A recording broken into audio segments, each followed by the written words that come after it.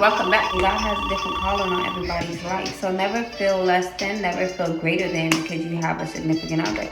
Because some people are just slain so deeply into the spirit that they don't seek a significant other, or they are very headstrong about their morals and their beliefs, which is okay because it's good for us to be aware of who God created us to be.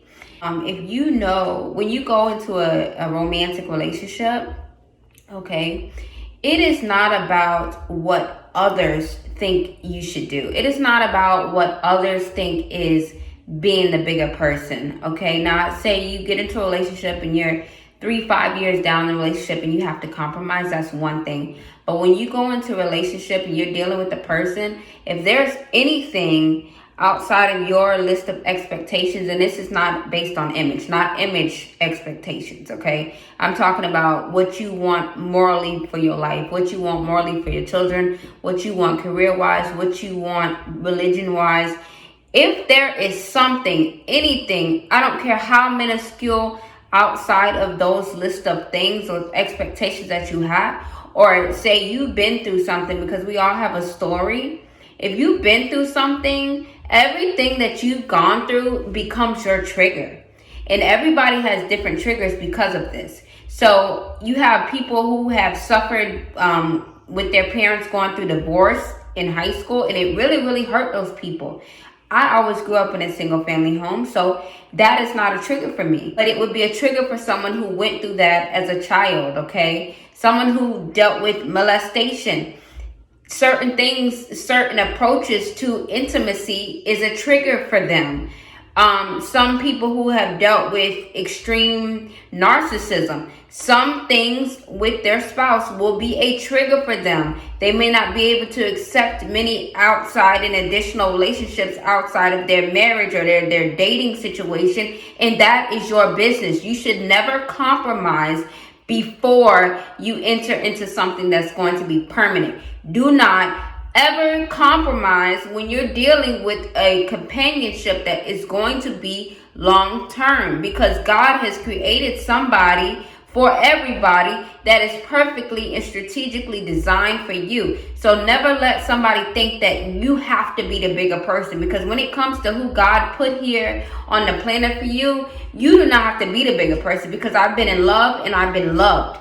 You understand what I'm saying? I've always felt love, and I feel very grateful for that. That's mainly the reason why I'm able to stand here before y'all today, because I've always been filled with love. But the difference between it was I was in love and I was loved. Okay, I had a kind of like a father figure type of love, and I've had like a puppy love type of love. And in both instances, I felt love, and I never felt uncomfortable. I never felt like I've had to compromise. Now, have I dated and felt like kind of difficult or, out? Yes, I have. And that is why I'm not with those people today. Now, the people that I've been in love with, if I had to go back to those people today, I would have no bad things to say about them, because I don't make any compromises in the love department, and you should not either, because God has created somebody here strategically designed for everybody. So I just want to get that cleared up in the air, that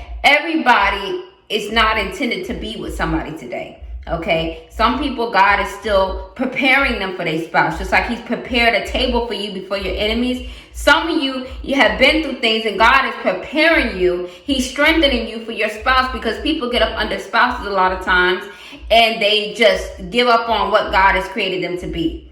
So for some of us, God is strengthening us, and He's creating you to be who you are as an individual, because in a relationship, it's two bodies formed into one to serve the greater good of God. And people just lose all context of that. If it's something that feels difficult, it's not of God. And we have to learn how to realize that. It is okay to not be with somebody. It is better to veer off and allow God to care for you in the supernatural, for God to be your spouse in the meantime, than for you to stay with somebody who is unequally yoked with you and who is holding you back from fulfilling your destiny. Because at the end of the day, we think that we have the time, but we do not have the time. Your spouse should be more excited about the things that you're doing and your talents than you. It's that simple. It is that simple. If you're with somebody right now and they are not more headstrong and more excited about seeing you reach your goals than you, That is not the person for you.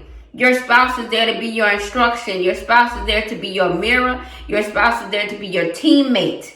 When you start having a situation where you're having to defend a bunch of people just to keep this situation, or you're having to bite your tongue, that is, unfortunately, it may be a soul tie, it may be a twin flame, but that unfortunately is not the person who God has designed for you to be. I'm still a young woman, but at the end of the day, if I had to realize the simple fact that God will not place you with somebody who is just not meeting the parameters of the being that he designed you to be. Does that make any sense to you?